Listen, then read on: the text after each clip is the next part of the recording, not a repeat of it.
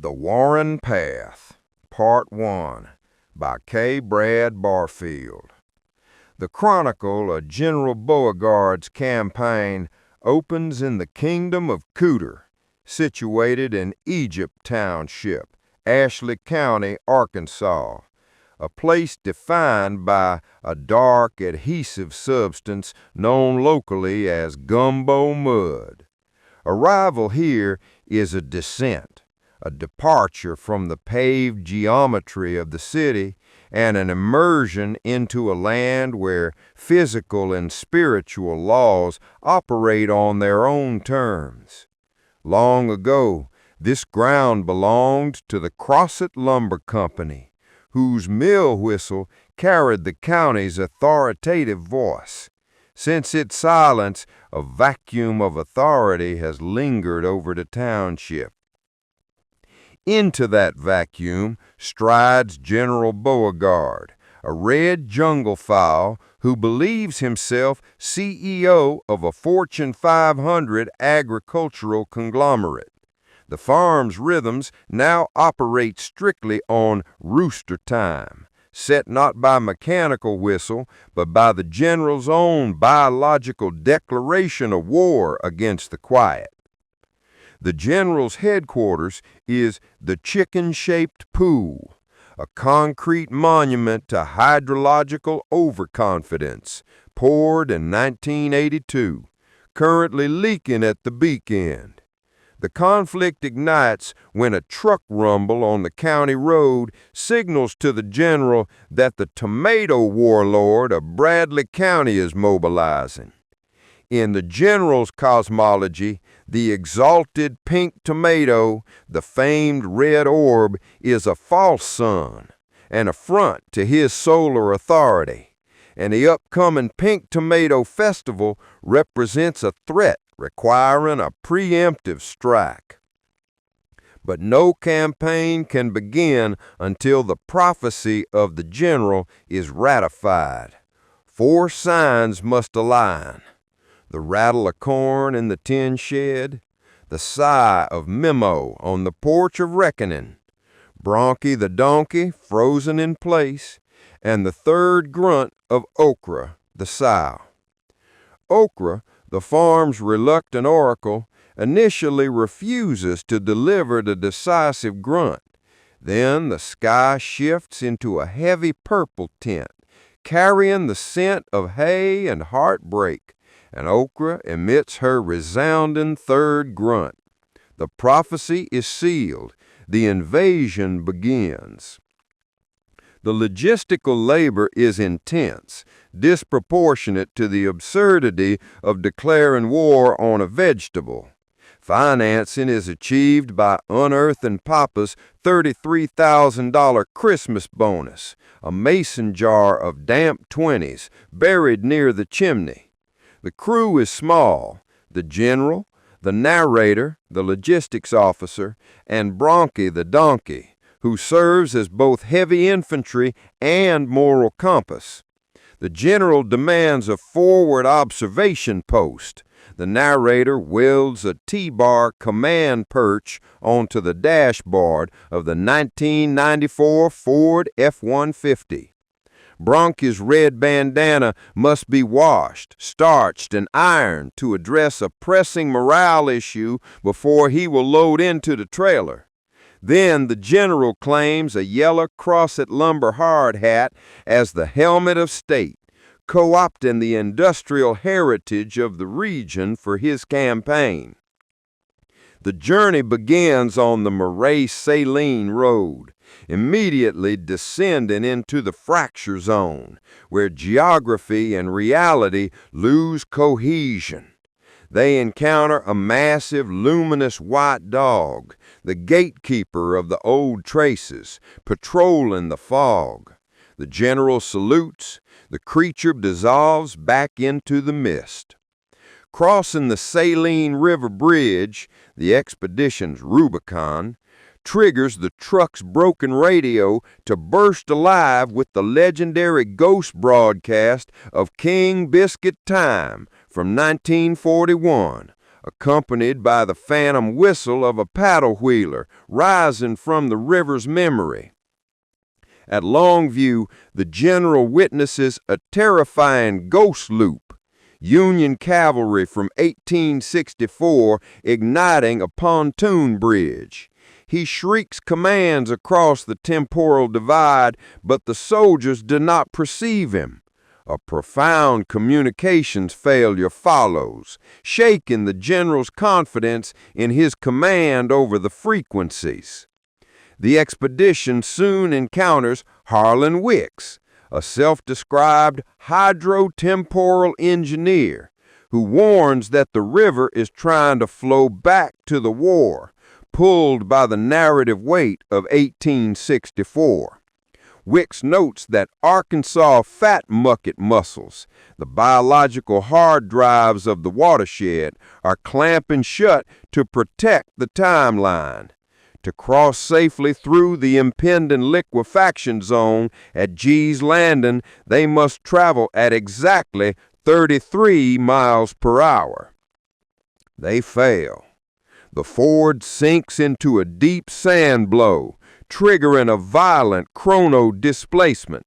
The landscape flickers between the Triassic sector, towering ferns, and the 1920 clear-cut, bare stumps stretching to the horizon. Bronchi breaks the spell by kicking the bumper with decisive force, effectively rebooting the timeline and stabilizing the sand beneath them. No sooner have they escaped than the general receives a hydrosonic transmission from a passing peppered shiner, warning of a toxic plume moving south. The narrator recognizes it as agricultural runoff from northern fields, evidence of a tragic collision between Frequency B, mythic warfare, and Frequency A, ecological reality. Finally, to depart the river bottoms, they face the ferryman of Osmond's Bluff. Money carries no weight here. Only a heavy truth can purchase passage. The narrator confesses the origin of the chicken-shaped pool. Conceived as a solar temple, it now leaks because the earth rejects being forced into a shape. The bluff accepts this truth.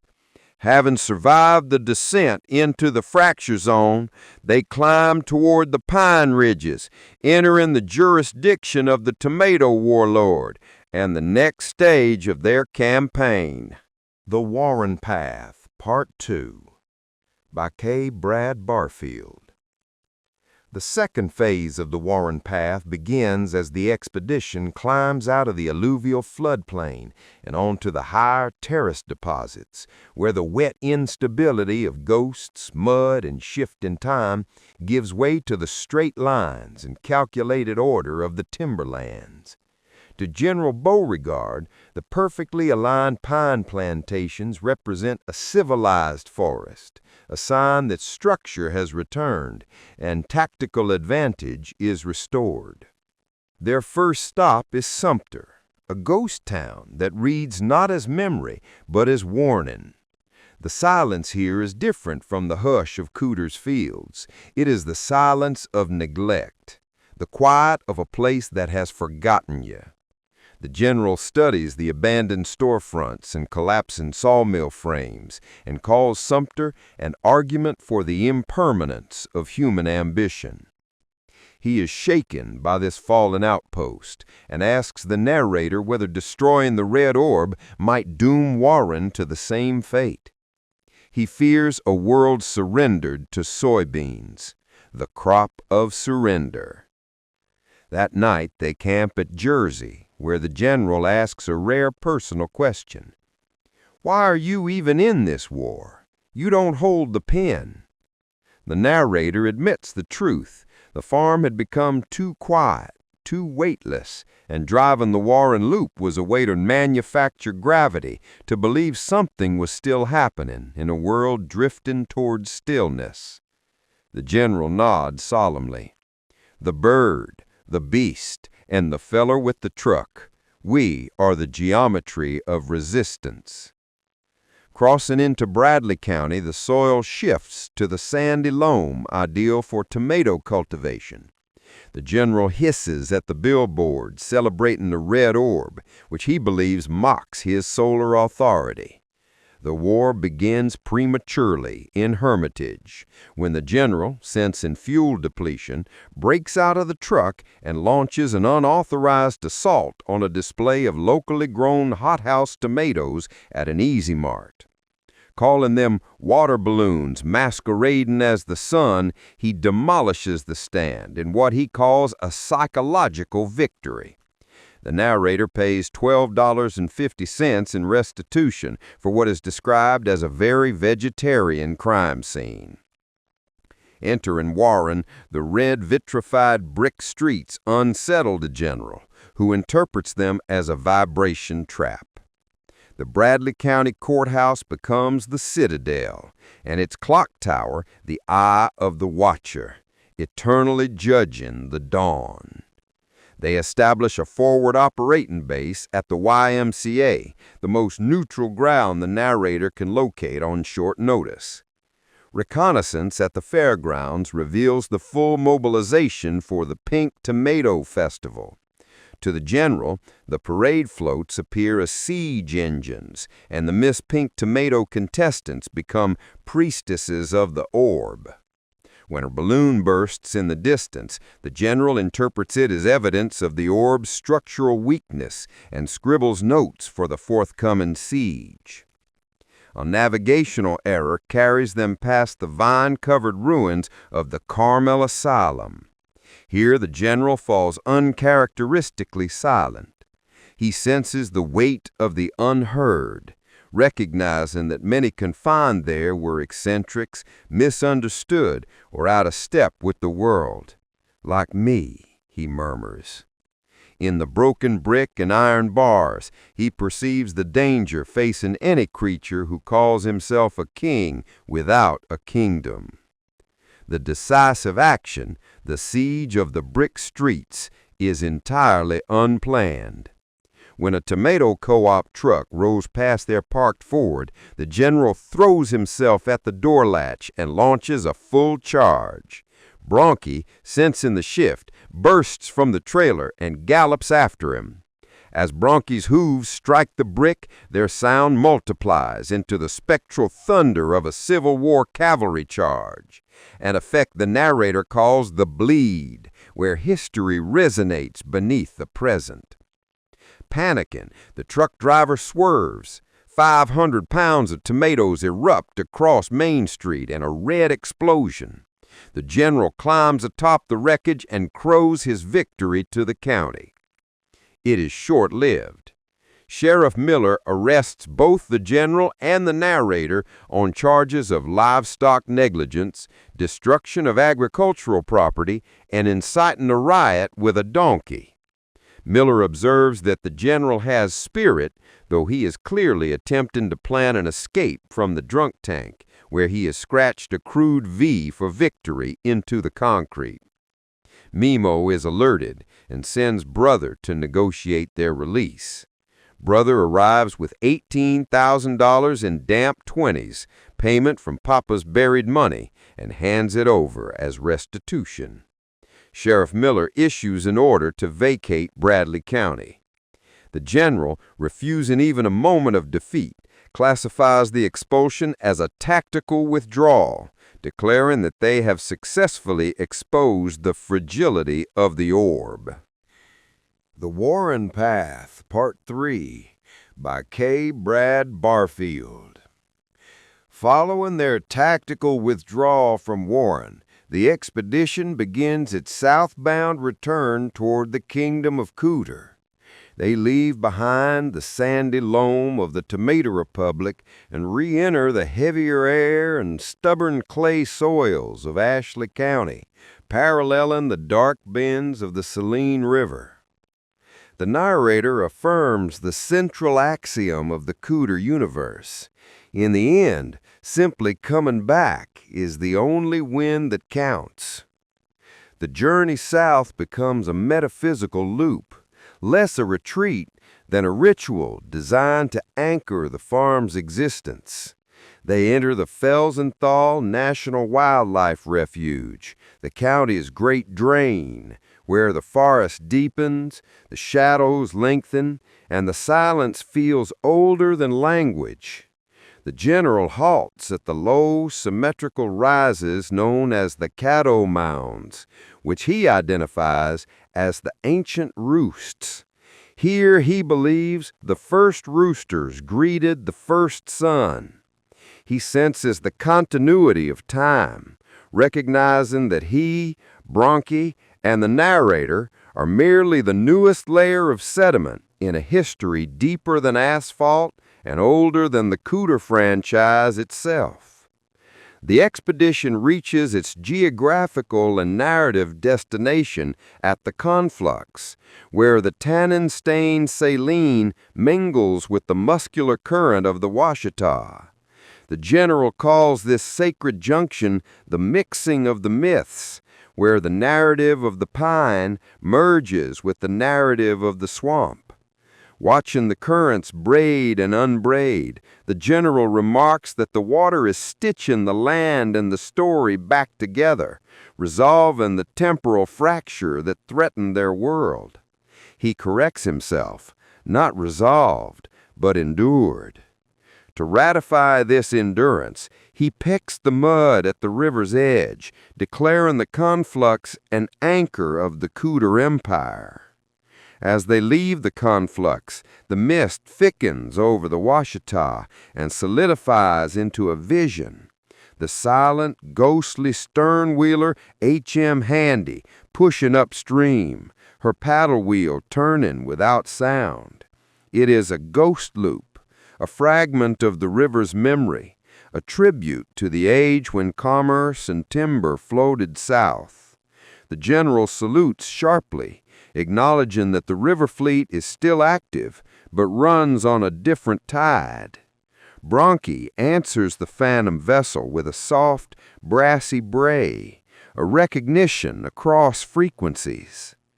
The final climb carries them back into Egypt Township, where the soil returns to its familiar red clay, clingy and insistent.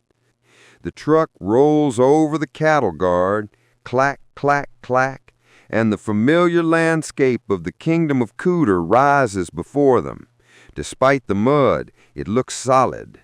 It looks real. The general immediately inspects the chicken-shaped pool. It is, of course, still leaking, but he reinterprets the flaw, declaring the pool is not broken at all. It is participating in the hydrological cycle, returning water to the earth, proving itself a living monument. He says, "We have returned to the center, driver," and the center held. Memo greets them on the porch of reckoning, offering a simple but ceremonial acknowledgement. The garrison is relieved. During the morning debriefing, the general confidently assures Memo that the war was in fact won, because the tomato was proven hollow and the sun is safe. Memo accepts this version of events with the practiced grace of someone who has lived long enough to know that belief often matters more than fact. At precisely 5:00 a.m., the general crows, a resonant time to the second call that fills the void left decades ago by the silent Crosset mill whistle. The crow serves as a biological declaration of war against the silence, authorizing the rhythms of the farm to begin again. The sun is authorized to rise. The insects are authorized to be eaten. The payroll is authorized to clear. The narrator records the saga in the Book of Bach, a 3-ring binder that now contains the official account of the Warren campaign. The final entry states that the Warren path was both ridiculous and necessary, a journey required to manufacture your own gravity so the community wouldn't float away or sink into the mud. As the chronicle closes, a soft, pulsing, impossible violet light appears near the river bottoms, the mysterious Cooter light, glimmering from the thin place as if to signal the story, the land, and the kingdom of Cooter remain intact.